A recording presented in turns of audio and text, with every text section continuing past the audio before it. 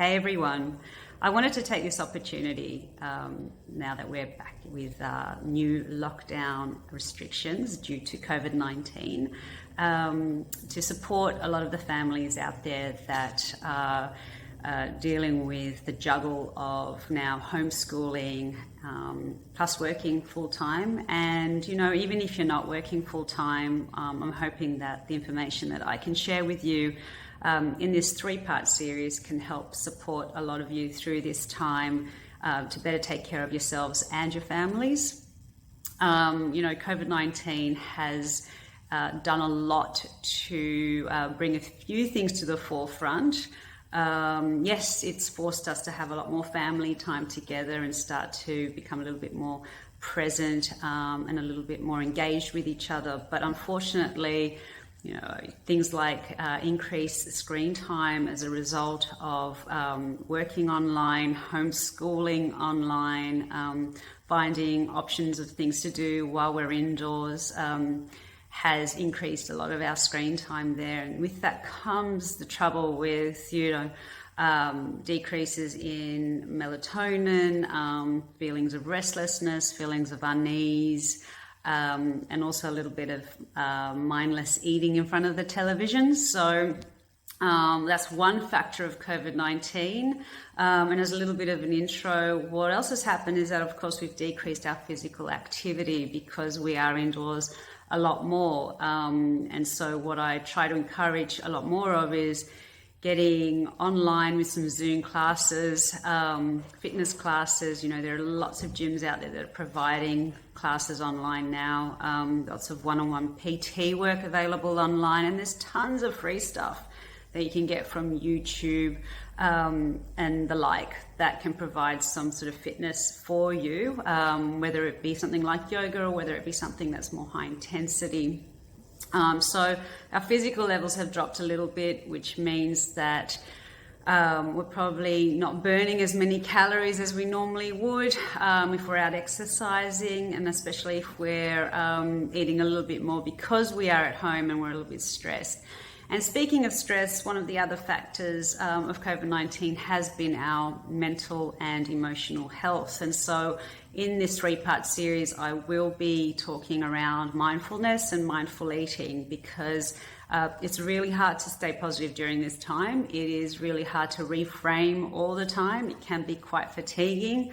And then there's ways, that we can look around what type of mindful practices are applicable for us in this situation, especially as families who have school-aged children and they're doing the juggle between trying to get them to finish their schoolwork and then obviously trying to get their full-time job completed, and then throughout the day trying to keep the family fed, healthy, happy, and then realizing in the evening, oh my gosh, I've still got to make dinner. What am I going to make? How am I going to do this? So I hope that this three-part series can provide some support, at least some hacks that you can take away with you. And as always, I will be putting the links in the bio for the videos so you guys can access those as well in terms of some extra references for you. So I'm going to touch on two things today for this week's session, which is scheduling, sticking to a daily schedule, and why it's so important to create a routine. And the second thing we're going to talk about is meal prepping, and this includes lunchboxes as well. So why is a schedule important? So the importance of setting a daily schedule means that everybody has a routine to stick to within the household, okay? And it sets consistent times for not just work and not just homeschooling periods, but times for rest, times for exercise, times for eating, and times for sleeping. So some examples of why a routine is really important is we need to schedule schoolwork and the online classes. There needs to be a schedule for some reading time. Again, there needs to be some daily gym classes available. So if you're, like I mentioned earlier, getting online to do some exercise, or whether you're going out for a quick run, or whether you're doing something in your backyard, that needs to be scheduled within your daily schedule. There has to be time for snacks. So for kids especially, they need to understand what time recess is, what time lunch is, what time an afternoon snack is, so that they're also able to work around that and work between that. And scheduling some screen time if needed outside of the schoolwork. So if you're going to treat them to a movie or some science shows or something educational, that needs to be factored into this schedule as well. And then I think importantly that while we're in this pandemic together and while we're all having to deal with homeschooling, kids need to start learning how to understand doing chores around the house and other household tasks. And one of the chores that I really focus on as a nutritionist is, of course, cooking. So teaching kids how to cook, or at least having them help in the kitchen, as laborious as it can be, depending on their age. It's a fantastic way for them to start learning what's in their food, how to cook, and can even provide some support for you. Sometimes kids find it a lot easier to eat something that they've made themselves, and that can really take the pressure off a lot of the cooking that you're doing. So that's one important factor with scheduling. The other one is making time, some family time, to play some games, or do some baking, or do something creative, or do a little bit of art. Anyway, what I'm basically saying is set yourself a schedule, because that sense of control is somewhat important during uncertain times. And the way that I like to do it personally, and friends and family laugh at me all the time, is I actually have a whiteboard where I actually schedule the day on that whiteboard, but it also keeps it somewhat fluid because I can erase it and put something else in there. So setting a schedule, I think, is incredibly crucial. It allows, like I said, time for meals, times for snacks, time for school, times for a break, time for you to do some work, and also very importantly, equally importantly, time to do some physical activity. Okay, now point number 2 that I want to talk about is meal planning or meal prepping. Super important. And what I want to start off with is I'm a huge advocate of online grocery ordering or grocery shopping. I think that it is one of the most effective ways, especially for busy parents, to order their staples, such as your rice, your pasta, your quinoa, your canned goods. And all of that stuff can come immediately and can be put away without you actually having to leave the house or finding hours to go out and do it yourself. So set yourself up with an online ordering system. There are heaps of providers out there that can do that for you. And it also helps to save a little bit of money, not just time. So you're essentially, there are places where you can buy in bulk and have it delivered as well. So that's the one point that I want to start off with. Secondly, when we're looking at dinners and recipes, you need to ask yourself a couple of questions around, what do I want? What do I want to get out of this? When I am making dinners and I'm creating recipes and I'm meal prepping, what is it? Is it variety that I'm after? Is it that I want to save some money because I'm now home cooking and I'm at home and or my business isn't making as much money as it was previously? Is it that I'm ready to get healthier, so I want to home cook more as opposed to eating out or ordering out all the time? Is it to prevent any type of food waste? Have you found that, in the past you've been doing some things so quickly and cooking so much that there's wastage?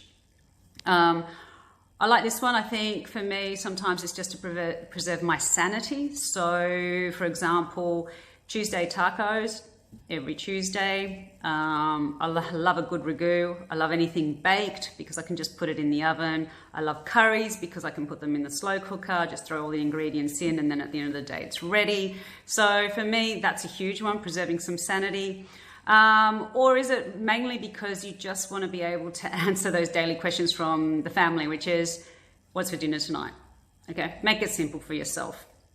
I do have some recipe tips when it comes to this. So choosing meals that allow for leftovers is a must. So we need to be batch cooking here, guys. Put them in the freezer, put them in the fridge, batch cook. okay? Because this will stop you from having to cook something new and fresh every single night. At the moment, that can't be feasible for everybody. It takes a lot of time and a lot of energy, especially for those who work and have late night calls as well. It can just be very difficult. So do something that allows for leftovers. Cook recipes you know. Don't get too creative during this time. Just go basic. What I'll be sharing and referencing to is the healthy plate, and we'll be talking about that more in the next video. The healthy plate will allow you to then divide your foods into the portions and into the correct macros that you need, for example. However, when we're talking about recipe tips, cook what you know, and then maybe on the weekend try one new recipe, just for excitement's sake. But make it easy for yourselves. Pick recipes that are based on common ingredients so that when you are grocery ordering, make sure the ingredients to the recipes are quite common, so you're not buying too many different types of ingredients. You don't want that much variety that it becomes problematic and finicky. And last but not least, cook what you want to actually eat. Okay, this is a big one. When you're stressed, when you're tired, and it gets to the end of the evening, and you're realizing, oh gosh, I've got to cook something, make it something that you actually want to eat and that you do enjoy. Again, don't get too creative, but also be mindful of the health aspect of what it is that you're actually making. Okay, so that's a little bit on meal planning, but then on top of that, I want to talk a little bit about lunchboxes. So yes, lunchboxes are super important. And you might be asking me, what do lunchboxes have to do with homeschooling? Okay, so one of my biggest hacks for homeschooling is to actually prepare daily lunchboxes for the kids. Now, you can do this the night before, or you can do this first thing in the morning. I prefer to do it the night before. Lunchboxes that allow for foods for the entire day. So we're talking here a meal, and then we're talking here they're healthy snacks, one treat snack perhaps, and then a healthy snack, another healthy snack, maybe a sandwich in here, or maybe you've got a thermos. Every single day. What this actually helps with is two things, right? You're setting regular meals and snacks for the kids every day. And so what it avoids is grazing throughout the day. I have two very, very active children who are constantly hungry, because they're so active. It avoids that constant nagging, Mum, I'm hungry, what can I eat, what should I eat? It also avoids them going to the pantry and picking foods that just probably aren't satiating enough, so they're not keeping them full, which means that they'll be eating again the next half hour. So that's a huge distraction. Packing lunch boxes every single day during this period will save you a ton of time and a lot of heartache. Water. Keeping hydrated, super important for you and for kids, okay? Because we need it for our brains, we need it to feel energized for our bodies. And especially if we're in front of the screen all day, we get so drained and dehydrated. Love these types of water bottles because they actually tell the kids how much they should be drinking, okay, throughout the day. So this one's fantastic. By 8 a.m. to 11 a.m., they should have finished the bottle. And then by 1 p.m. until, 4 p.m., they should have finished another bottle. So something like this, super simple, but you just say to them, what are you up to? Oops, better start drinking. There you have it. So that's it for me this week. I'm going to be putting in the reference some recipes, or at least some recipes that include immune boosting foods and nutrients, because during this time as well we need to be pretty focused on our immune system. A quick tip on immunity, you really want to be focusing on foods with vitamin C and zinc. So vitamin C, for example, could be apples, could be oranges, mandarins, pineapples, spinach, lots of leafy greens, and then foods with autoimmune properties, antioxidant properties would be things like berries. So mixed berries, blueberries, throwing those into smoothies, having them as snacks. So I'll put in a little bit of detail as to the type of foods that are ideal during this time. And you really want to focus on foods that are high in vitamin C, high in B vitamins, and also high in antioxidants. So I hope that's helped for now. Shoot me any questions that you have, please. And in the next round or the next video, I'll be talking in a bit more detail towards mindful eating, towards snacking and what snacking can and cannot look like. And also further recipes for you to try out that are quite simple during this time. Talk to you soon.